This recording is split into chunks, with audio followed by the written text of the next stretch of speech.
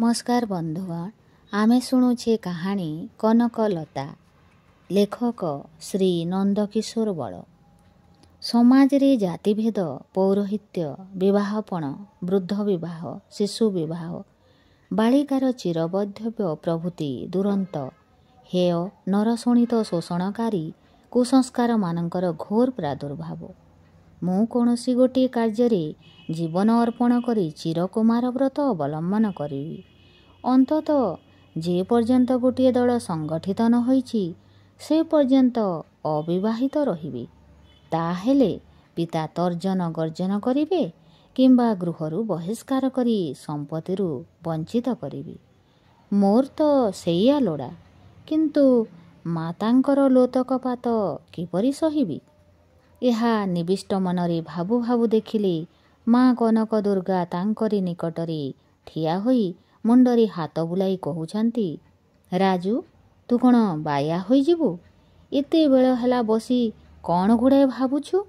ମୁଁ ଡାକୁଛି ଶୁଣୁନାହୁଁ? ନେ ବାପା, ତେଲ ନେ ଲଗା, ଗାଧୋଇ ଯା।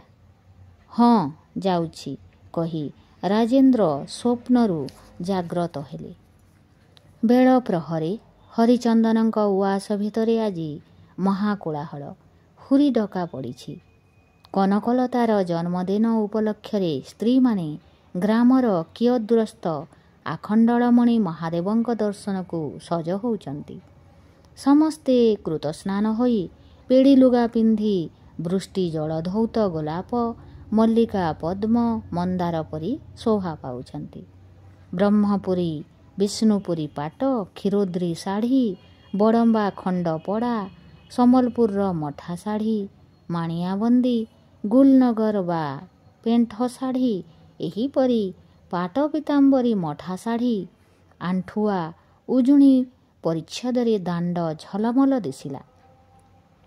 ମୁଦି, ଝୁଣ୍ଟିଆ, ପାହୁଡ଼, ପଳା, ଘୁଙ୍ଗୁର, ପାଇଯୁଡ଼ି, ପାପଦ୍ମ, ପଞ୍ଚମ, ଚନ୍ଦ୍ରହାର, ସାପୁଆ, ଜଞ୍ଜିରିଆ, ଅଣ୍ଟା ସୂତା, ପଇଁଚ, ଅତୁଲ, ତାଡ଼, ବାଜୁ, ଡେଉଁରିଆ, ଚୌକି, ମଲ୍ଲିକଢ଼ି, ବାଉଳି, ବୀରବଲି, କାପ, ନଥ, ଦଣ୍ଡି, ବସଣି, ଫୁଲି, ସୁନାମଛ, ବେସର, ଅଳକା, ମଥାମଣି, ଟୀକା, ଚଉଁରିମୁଣ୍ଡି, ସୁନାଚାନ୍ଦ ପ୍ରଭୃତି ମଧ୍ୟବିତ୍ତ ଗୃହସ୍ତ୍ରୀମାନଙ୍କ ବ୍ୟବହୃତ ଅଳଙ୍କାରର ରୁଣୁଝୁଣୁ ଶବ୍ଦରେ ଦାଣ୍ଡ କମ୍ପିଲା।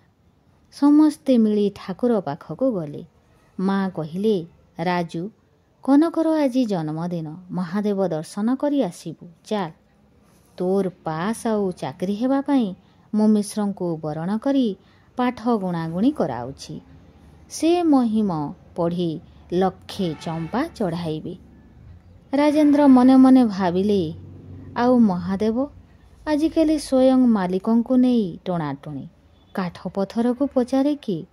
ସ୍ତ୍ରୀମାନେ କହନ୍ତି, ଶିଳ ଶିଳୁପାତ ଗଗନେ ଉଡ଼ୁଛି, ଶିମିଳି ତୁଳି କହୁଛି ମୋତେ ରଖେ। ମିଲ୍ ସେନ୍ସର ଆଉ ବାକି ରଖିଛନ୍ତି। ଠାକୁରଙ୍କୁ ଗୟା ଶ୍ରଦ୍ଧା ଦେଇ ତାଙ୍କର ଦଫାରଫା କରିସାରିଛନ୍ତି। ପ୍ରକାଶ୍ୟରେ କହିଲେ, ନାହିଁ ମା, ମୁଁ ଠାକୁର ପାଖକୁ ଯିବି ନାହିଁ। ଗାଧୋଇ ଆସି ଗୀତା ଅଧ୍ୟାୟ ପଢ଼ିବି। ମା କହିଲେ, ହଉ, ମନତତ୍ତ୍ୱ କଲେ ଗଡ଼ିଆ ଗଙ୍ଗା ତତେ ଆଖଣ୍ଡଳମଣି ଏହିପରି ସୁବୁଦ୍ଧି ଦେଇଥାନ୍ତୁ। ଏହା କହି ପଣତ ବେକରେ ଗୁଡ଼ାଇ ଆଖଣ୍ଡଳମଣିଙ୍କ ଉଦ୍ଦେଶ୍ୟରେ ସାଷ୍ଟାଙ୍ଗ ପ୍ରଣାମ କଲେ। ମା ଚାଲିଗଲାରୁ ରାଜେନ୍ଦ୍ର ଭାବିଲେ, କି ଜୀବନ୍ତ ଏକନିଷ୍ଠ ବିଶ୍ୱାସ ଏମାନଙ୍କର। ହାୟ, ଆମ୍ଭେମାନେ ତ ମୂଳ ଜମା ହରାଇ ବସିଲୁ। ଯାହା ଥିଲା ତାହା ତ ଗଲା। ତାହା ସ୍ଥାନରେ ନୂତନ ଭକ୍ତି ନିଷ୍ଠା ତ କିଛି ଆସିଲା ନାହିଁ। ମହା ବୌଦ୍ଧଶୂନ୍ୟତା ଓ ଶୁଷ୍କ ଜ୍ଞାନ ଘେନି କିପରି ଧର୍ମଜୀବନ ଲାଭ ହେବ? ଏହିପରି ଭାବି ସ୍ନାନକୁ ଗଲେ।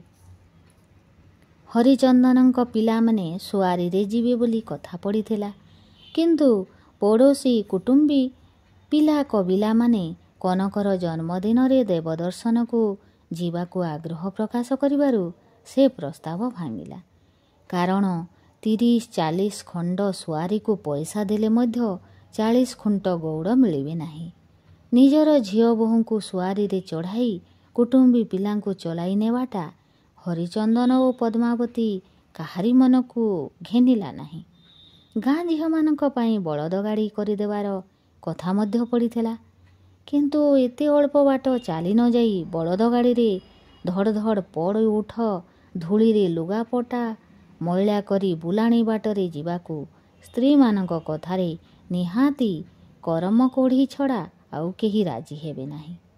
ବିଶେଷତଃ ସେହିପରି ଗଲେ କଥାବାର୍ତ୍ତା ସାଙ୍ଗ ସୁଖ କିଛି ହୋଇପାରିବ ନାହିଁ। ଯେଉଁମାନେ ଗାଡ଼ି ଭିତରେ ରହିଯିବେ ସେମାନେ ନିର୍ମଳ ପବନ ଓ ବାହାରର ଶୋଭା ଦର୍ଶନରୁ ବଞ୍ଚିତ ହେବେ। ସର୍ବୋପରି ମିଶ୍ରେ କହିଲେ, ମହାଦେବଙ୍କ ଦର୍ଶନକୁ ଯାନବାହନ ଚଢ଼ିଗଲେ ସେ ନିଜେ ଅସନ୍ତୁଷ୍ଟ ହୋଇ ଅନିଷ୍ଟ କରିପାରନ୍ତି। ଏହି ହେତୁରୁ ପୂର୍ବେ ସଙ୍ଗତି ସମ୍ପନ୍ନ ଲୋକେ ମଧ୍ୟ ଜଗନ୍ନାଥ ଦର୍ଶନକୁ ଚାଲି ଚାଲି ଯାଉଥିଲେ। ଅତି ଭକ୍ତମାନେ ଦଣ୍ଡବତୀ ଊର୍ଦ୍ଧ୍ୱବାହୁ ହୋଇ ଯାଉଥିଲେ। ଏବେ ରେଳ ହୋଇ ସବୁ ମାରାଗଲା। ସାଧନା ଯେପରି ସିଦ୍ଧି ବି ସେହିପରି। କିଏ କହିଲା ପରି ଗୋସେଇଁ ଦଣ୍ଡବତ ନା ତୋହରି ମନ ତୋତେ ଫଳୁ। ଗଙ୍ଗା ଯିବୁ ଯେତିକି ଫଳ ପାଇବୁ ସେତିକି। ଚକୁଳିଆ ପଣ୍ଡା କହେ, ଦେଇଥିଲେ ପାଇ ପଢ଼ିଥିଲେ ଗାଇ ପଡ଼ିଆ ବାରିରେ ଗୋଧନ ଚରାଇ। ଏହିପରି ନାନା ଚର୍ଚ୍ଚା ପରେ ସ୍ଥିର ହେଲା ପିଲାମାନେ ଚାଲିକରି ଯିବେ। ମିଶ୍ର ଆଗେ ଆଗେ ଚାଲିଲେ। ପଛେ ଭଗୀରଥ, ପଛରେ ଗଙ୍ଗା ପରି ପୁର ନାରୀମାନେ ଚାଲିଲେ। ପ୍ରଭେଦ ଭଗୀରଥଙ୍କ ପଛରେ ଗୋଟାଏ ଗଙ୍ଗା, ମିଶ୍ରଙ୍କ ପଛରେ 30-40 ଗଙ୍ଗା। ସହରରେ ଯାହା ହଉ, ମଫସଲରେ ଯାନିଯାତ୍ରା, ଦେବଦର୍ଶନ ପ୍ରଭୃତିରେ ନାରୀମାନେ ବାହାରର ମୁକ୍ତ ବାୟୁ ଟିକିଏ ପାଇପାରନ୍ତି। ରାଜେନ୍ଦ୍ର ବାସ୍ତବିକ ଏକ ପ୍ରକାର ପିଲା। ପ୍ରତି କଥାରେ ପ୍ରତ୍ନତତ୍ତ୍ୱ, ସମାଜତତ୍ତ୍ୱ, ସଂସ୍କାର ଆଡ଼କୁ ତାଙ୍କ ମତଲବର ଦୌଡ଼। ଏହି ବାତୁଳତା ତାଙ୍କର ଅଛି। ପାଠକମାନଙ୍କ ମଧ୍ୟରୁ କାହାରିକି କୌଣସି ବିଷୟରେ ଟିକିଏ ଏକାନ୍ତର ଊଣା ଅଧିକା ନାହିଁ। ଏହା ଯେବେ ବାତୁଳତା ହୁଏ ଆମ୍ଭେମାନେ କହୁ, ଏ ବାତୁଳତା ଅଳ୍ପାଧିକ ଅନେକଙ୍କର ଅଛି। ସୁଆରୀ ଗାଡ଼ି ବିଷୟରେ ତର୍କ ଦେଖି ରାଜେନ୍ଦ୍ର ମନେ କଲେ, ଦେଖ ୟୁରୋପୀୟ ମହିଳାମାନେ କିପରି ସ୍ୱାଧୀନ ସ୍ୱଚ୍ଛନ୍ଦ ଭାବରେ ଗିର୍ଜାକୁ ଯାଇ ଗୀତ ଗାଇ ଈଶ୍ୱରାରାଧନାରେ ଯୋଗ ଦିଅନ୍ତି। ମାଢ଼ୁଆଳି ସ୍ତ୍ରୀମାନେ ମଧ୍ୟ ଗୀତ ଗାଇ ଗାଇ କଟକ ରାସ୍ତା କମ୍ପାଇ ଦିଅନ୍ତି। ରେଳରେ ମଧ୍ୟ ଠାକୁର ଭଲ ବିରାଜ ହୋ ଓଡ଼ିଶା ମେ ଜଗନ୍ନାଥ ଗାଇ ଗଗନ ପ୍ରତିଧ୍ୱନିତ କରନ୍ତି। ଓଡ଼ିଆଣୀମାନେ ଏପରି କାହିଁକି? ଆହୁରି ଗୋଟିଏ କଥା, ଏମାନେ ଦେବତା ପୂଜା କରିବାକୁ ଯିବେ। ଇଷ୍ଟ ଦେବତାଙ୍କୁ ଛୁଇଁବାର ଅଧିକାର ନାହିଁ। କାରଣ ଏପରି ଅପବିତ୍ର ଆଉ ସେହି ଲୋଭୀ ପଣ୍ଡା ପବିତ୍ରାତ୍ମା ସେ ଠାକୁରଙ୍କୁ ଛୁଇଁପାରେ। ପୁଣି ଏମାନଙ୍କ ନିଜର ହୃଦୟ ବେଦନା ପ୍ରାର୍ଥନା ଠାକୁରଙ୍କୁ ଜଣାଇବାର ଅଧିକାର ନାହିଁ। ସେହି ପଣ୍ଡା ଜଣାଇବେ। ପାଦୁକ ନାମରେ ପଚା ଜଳ ଆଣିଦେବେ।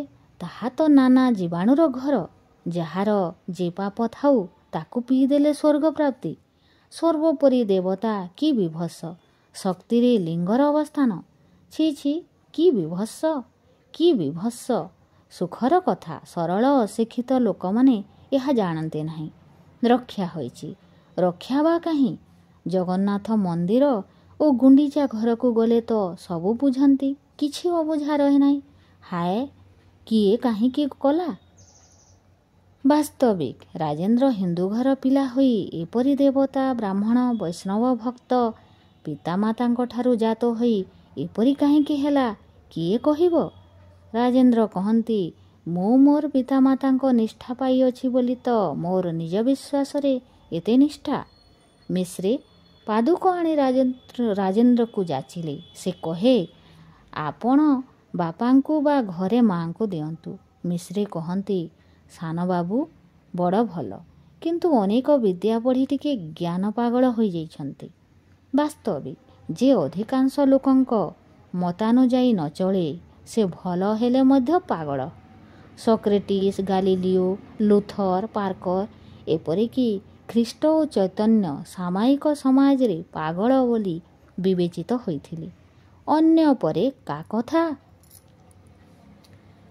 ଅବିମିଶ୍ର ସୁଖ ଓ ଏ ସଂସାରରେ ଦୁର୍ଲଭ ପ୍ରାଚୁର୍ଯ୍ୟ ସଙ୍ଗେ ସଙ୍ଗେ ଅଭାବ ଜଡ଼ିତ ହୋଇ ରହିଛି।